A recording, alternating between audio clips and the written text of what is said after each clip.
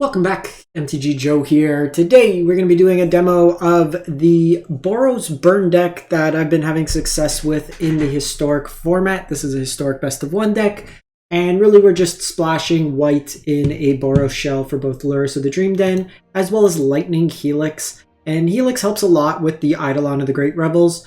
It kind of helps change the pace in the credence in terms of these creature mirrors of just being able to push through damage.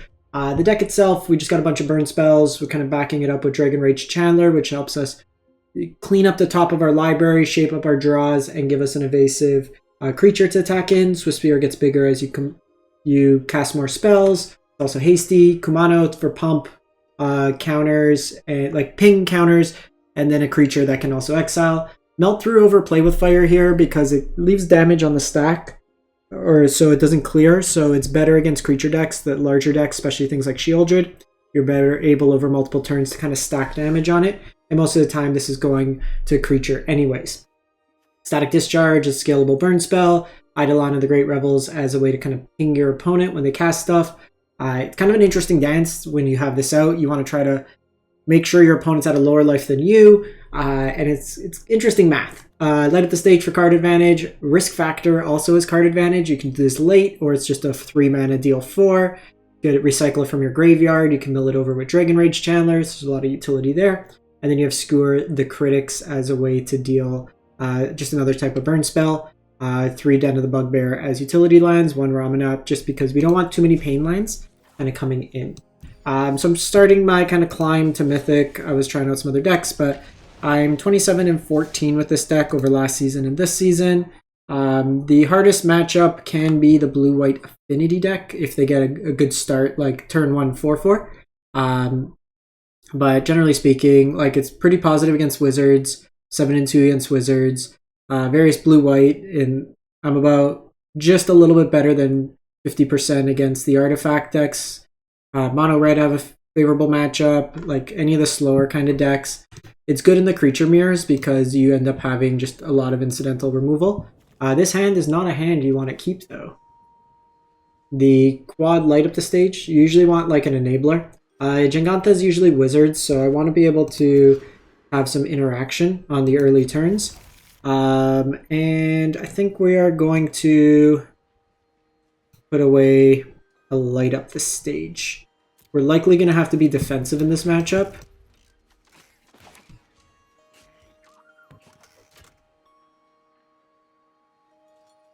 You usually want to clear them off their wizards early. I'm going to keep that for next turn because that can let me trigger light up the stage if needed. What's nice, this triggers Spectacle.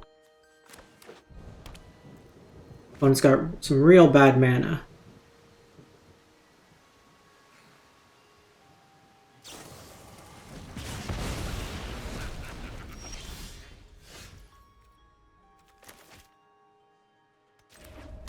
So I'm going to do this, just take advantage. We want to hit our 3rd land ideally. Okay, that's great. Well, this will likely be a tap land for the turn. I can still use Static Discharge. It puts the counters on. We draw an untap land. I can put the counters on the Swift Sphere and then have Static Discharge. Opponent might be on control with Jinganta, but it's usually just wizards.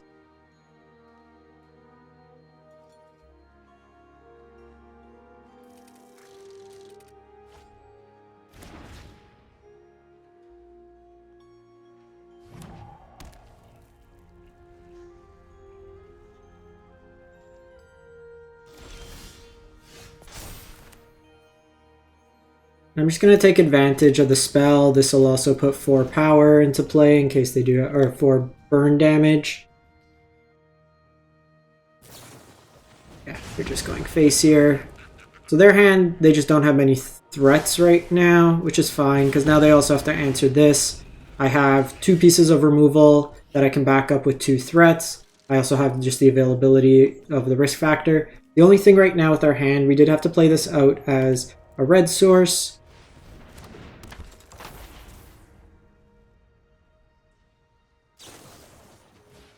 So they're just going to do that. They could go reckless here, but I think it's fine. And regardless, they're going to have a threat if they have Wizard's Lightning. Actually, we're going to take out Dreadhorde Arcanist here. Dreadhorde's the scarier threat. And I kind of want to hit a land here.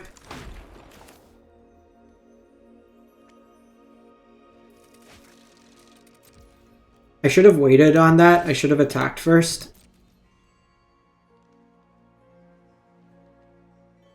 Because if they blocked, I could have killed both. That's pretty much a free value here. Okay, so in the graveyard, I have sorcery, sorcery, sorcery. I think it's just the land back at this point.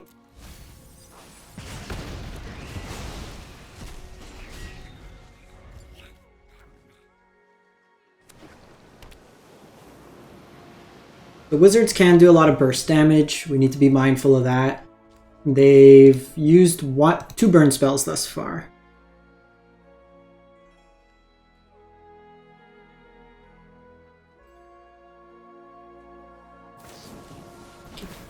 The lightning comes down. The creatures in the yard as well for future instances. Okay. We're going through a lot of burn here.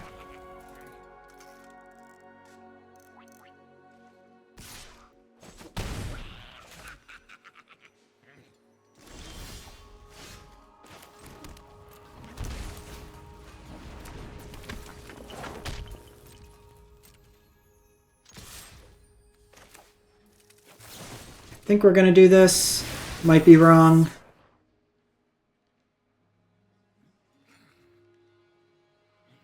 But then they play a spell on our turn, so they don't get the boost here.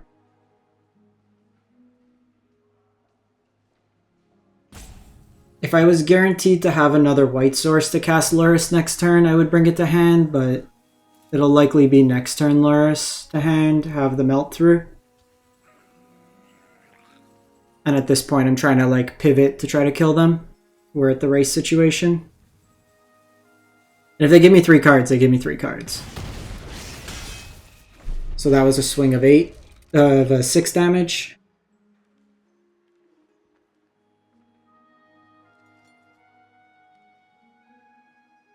Depending what they do. Okay, so they're just going face.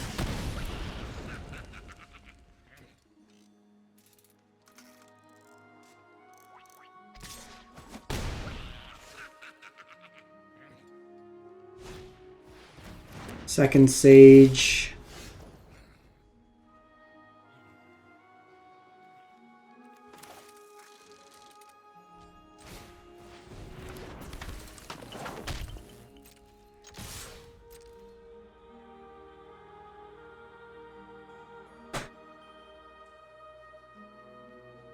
So I kind of have to do this at this point. We're just dead to a spell. See if they want to block.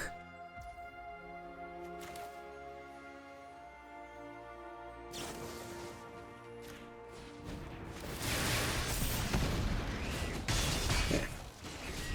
So they need Reckless Charge or a 3 damage burn spell to kill me here. Oh, come on!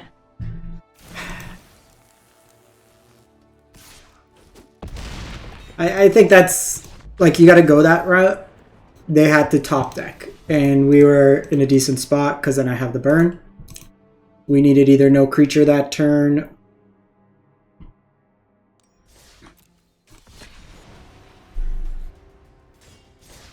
Opponent had found the burn though. Fortunately, they drew all their 3 toughness, and we drew a bunch of 2 toughness. We also had to use a static discharge out of line. This hand looks good.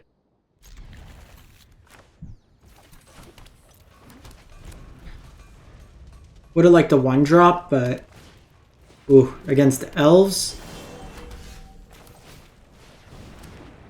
every card they cast, 2 damage.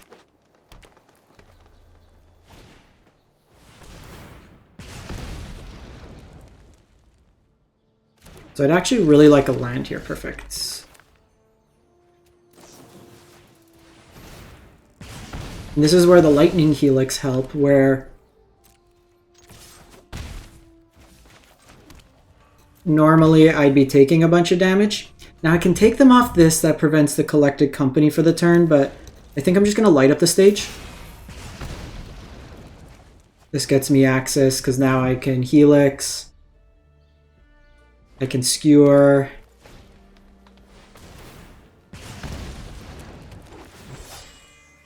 We can actually just look to go face.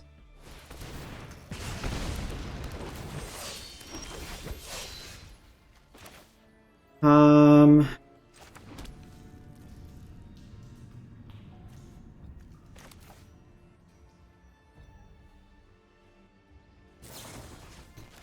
think we're just still going face. Kind of puts them in a position that they have to have helix or Coco or some sort of pump effect. Because I have these as extra effects.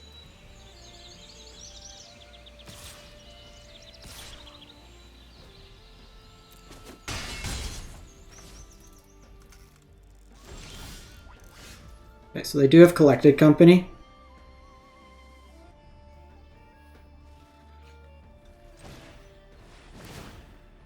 So it could be dead to an overrun. They don't have company.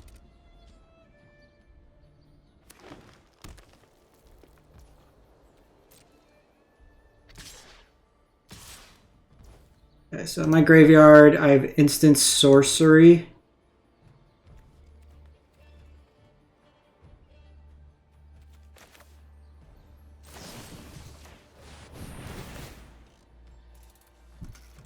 Breacher.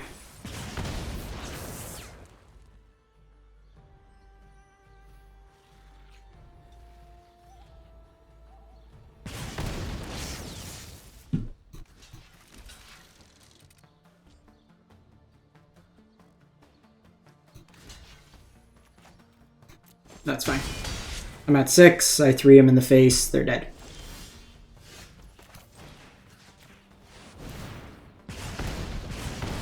Eidolon math.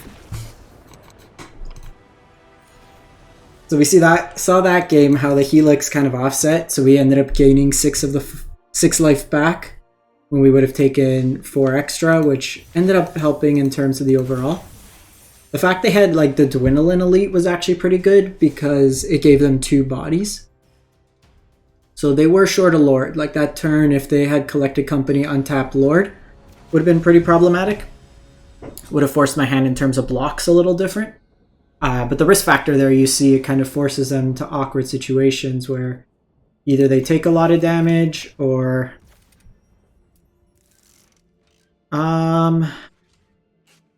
This is actually an interesting line because it guarantees me to light up the stage for next turn. So I actually think I'm going to lead with this. Because that gives me 2 prowess. So it's a kind of a consideration. Do you want the counter or do you want the 2 prowess? I think on the play I would do that. On the draw I would do it the other way around. Okay, this is red-white artifacts.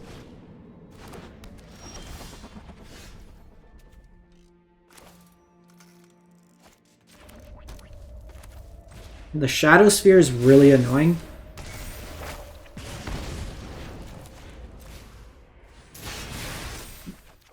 But to me, this signifies they don't have Retrofitter Foundry in hand. Otherwise, they wouldn't have led with Shadow Sphere. Because then you could have turned 1 Thoptered. We're probably going to risk factor just to get it in our graveyard. We also have quite a density of lands.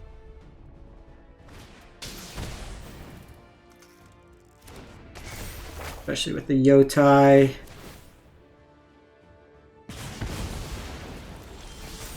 Second Helix is also good.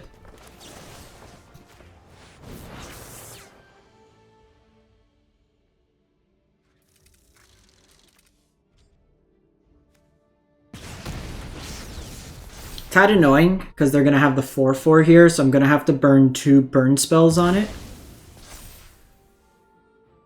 Oh, that just gives a boost. So hopefully they just do the equip this turn, you gain your life. That's annoying. It's actually a really good sequence for our opponent there.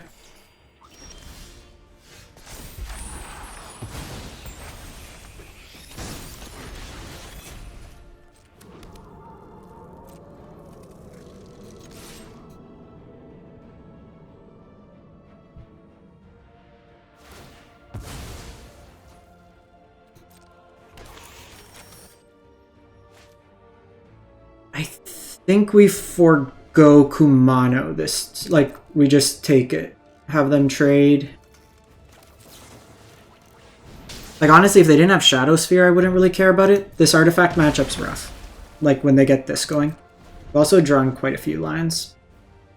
Might have to buy Luris to hand. Yeah, they get the Thopter again. Even just us not having another... Jeez.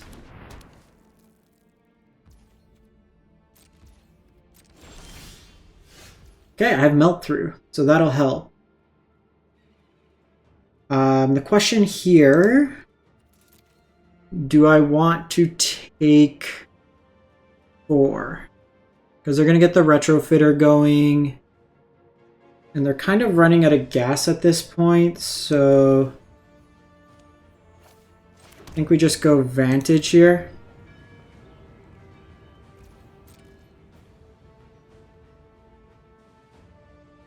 So here, you don't want to attack. Or target the thing because they just sack it in defense.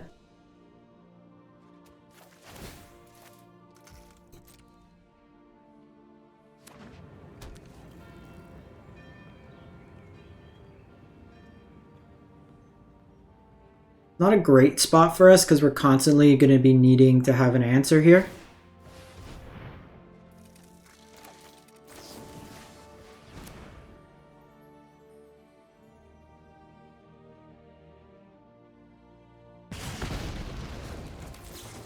And they're going to be able to start with the Retrofitters, just pumping in mana.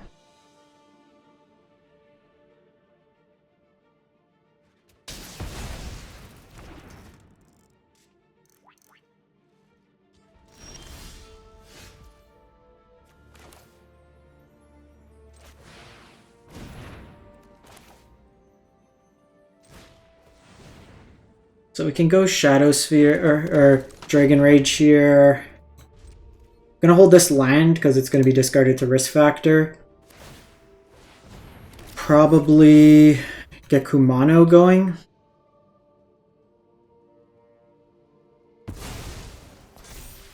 Or probably just throw the block. Oh, well, they just drew the card. That's literally protection from my whole deck.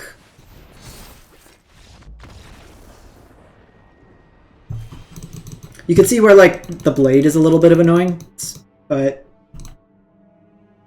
most matchups are 3 mana, then a 2, but that's our toughest matchup when they get the engine going of the Retrofitter Foundry. Again, like, if it wasn't for the lifelink, all those burn spells, I could have just disregarded their creature and just pointed them to the face because they weren't gaining the life. They were already at 10 before they got in that first hit.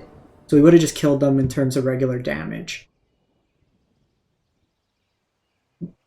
But it ended up that our line with having 2 toughness, they're able to hit with Yotai.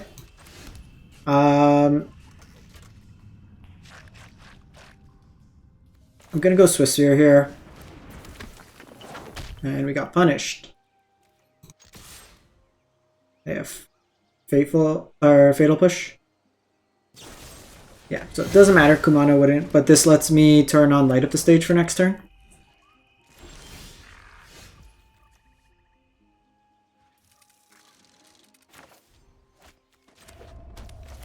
This is going to be an Attrition matchup, so we're probably on Shieldred as well. Okay, so nothing but lands ain't great, but we're cleaning the top of our library.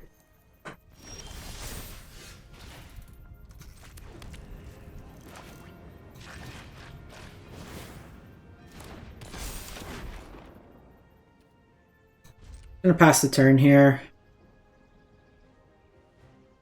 Their deck's just gonna have a bunch of removal. I need to be able to answer Shieldred.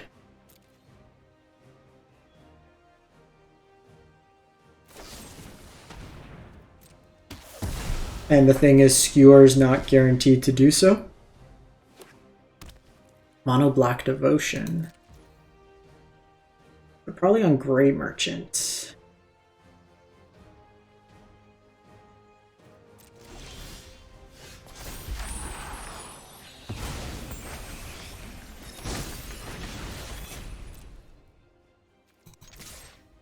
So if they are on Phyrexian Obliterator, I'm going to have a hard time dealing with that.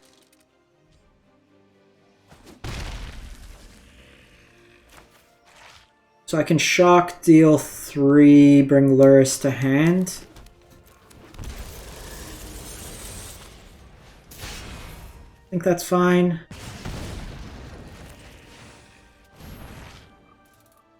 Next turn, Lurrus rebuys Dragon Rage, could rebuy Swift Sphere. Probably rebuy Dragon Rage Chandler. It could be on Invoke Despair as well. This isn't really a stock list.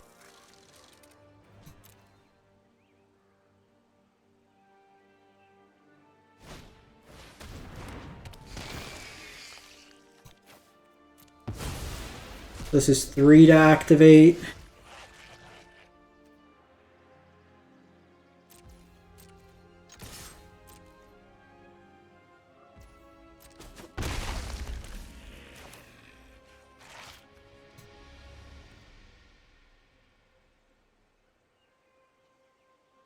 I can keep him off Devotion. Honestly, isn't too bad of an idea. They're kind of struggling with Lions. I can still take out Shieldred.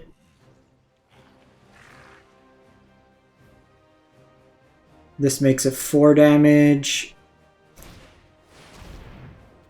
Yeah, if they're doing that for their whole turn.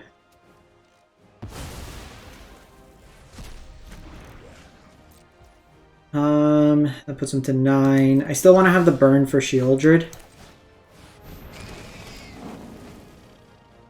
I can go Dragon Rage, or I can just go Swift Spear here. I think I'm just going to go Swift Spear. It gets in a point of damage this turn. They've shown Extinction Event, so my creatures are getting hit regardless by another event.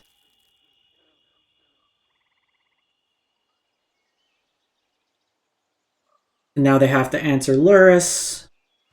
The event's a little annoying just because I would have rebought Kumano. Okay, so they have Meat Hook.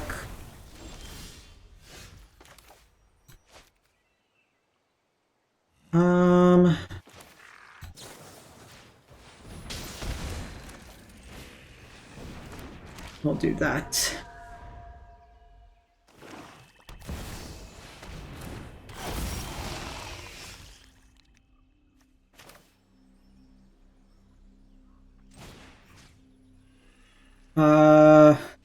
That's 4.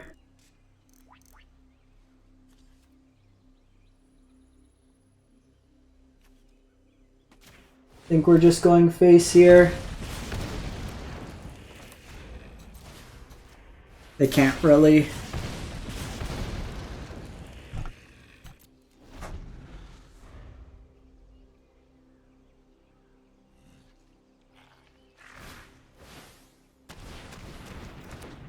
So they do gain 8 here, which is kind of annoying.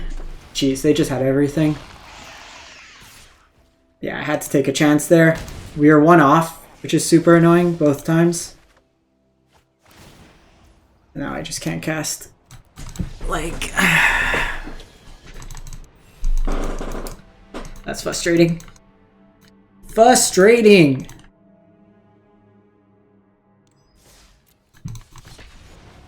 Couple games like 1 mana off, top deck from your opponent. Even if they just have Shieldred there, it's fine. But the fact they had Shieldred and Grey Merchant, even their sequencing was off. You play Shieldred first, then Grey Merchant. Like, the game's gonna get you sometimes.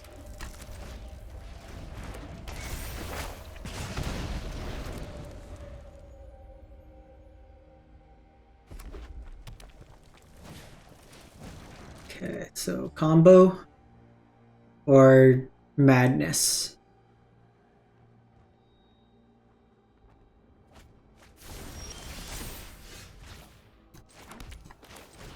We'll just call that strangeness.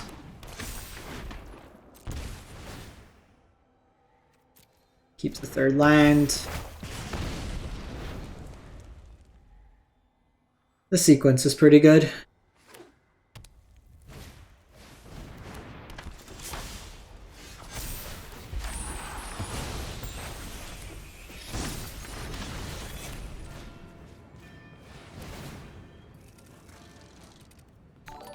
Gonna keep Helix. Nicholas, thanks for the sub.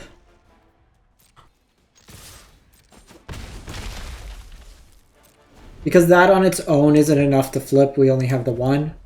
I'd rather keep this if they have a creature, which we see here.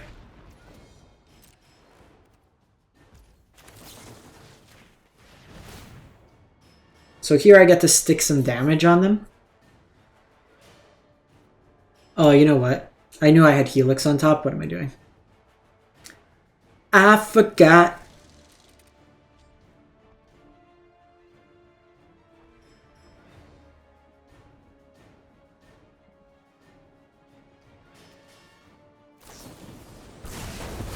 Okay.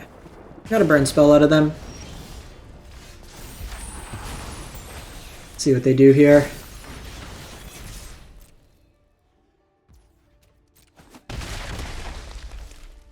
So we could see...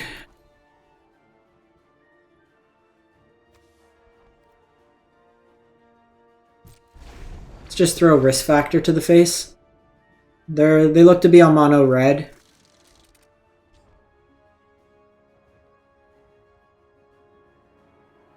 I have potentially 7 points of burn. Okay, so that's likely Spectacle.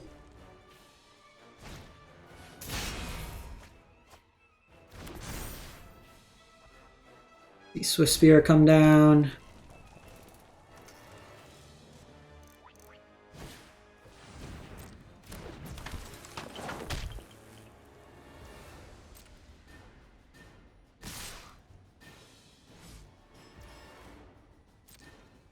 Pretty aggressive line from them.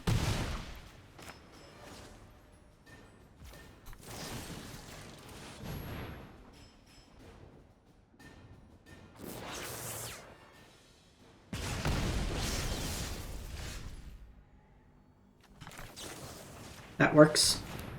Math.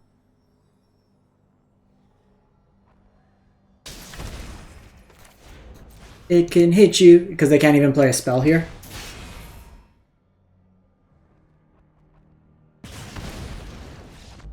Because if they had a burn spell to kill one, I guess they block for the turn because of the prowess. But we get them anyways. Okay, back on track. Had a few little awkward ones.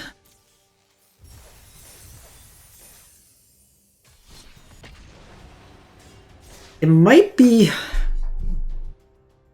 Like, when I was playing this in Best of 3, Brotherhood's End is really good in the sideboard. It could be that we go to Chandra again if these matchups end up getting grindier just with the 4 damage. Okay, so Luris is likely auras. So... Opponent's first...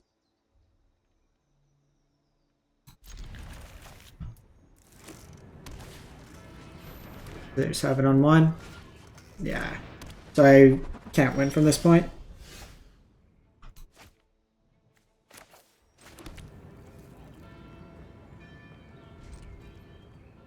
This combo on turn 1 just beats me. On the play. Because the problem is, like, I can't pace them with putting enough pressure on. And my Eidolons can't get under them. Yeah, let's just go to next game.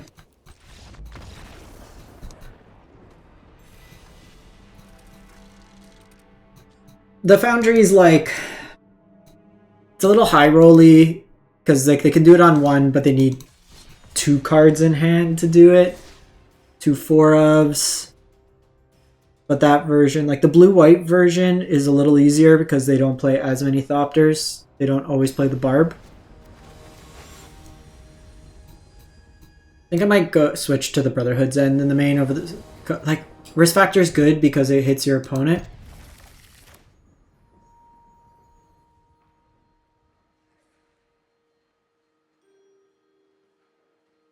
This hand's good. We're on the floor anyways, so we can try these games out.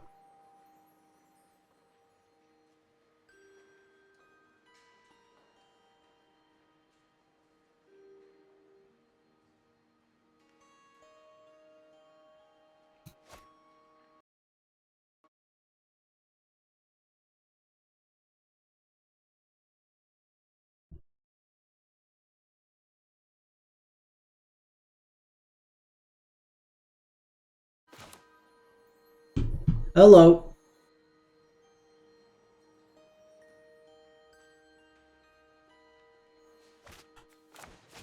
Friend.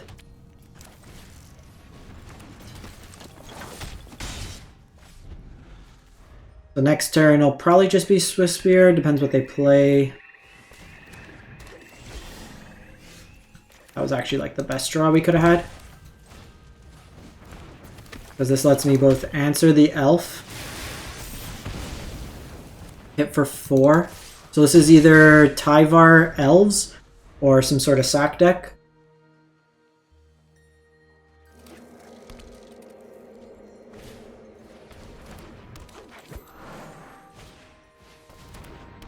Good Coco. That's actually really good too.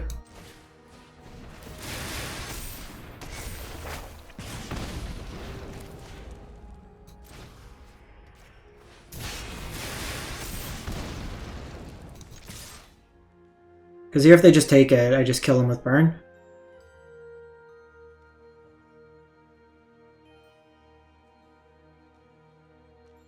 That's what I like. Just very hyper aggressive at times.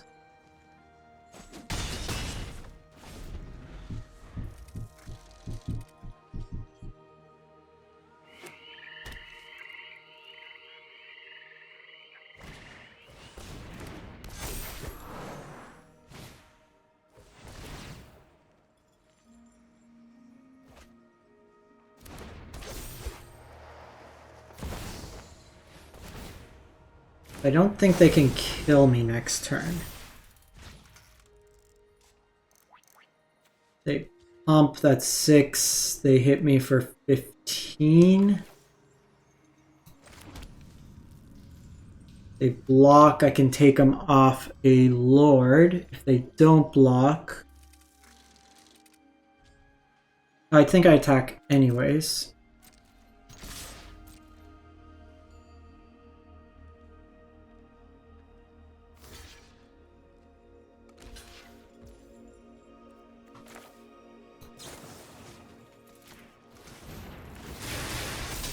Because these bounce off each other. I take them off Allosaurus, and Allosaurus is like the main way they can beat me.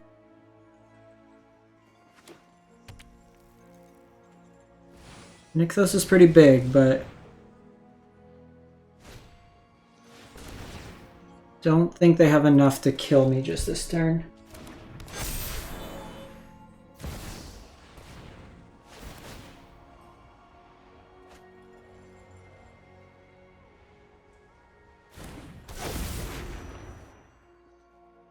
Because then I just kill him in upkeep.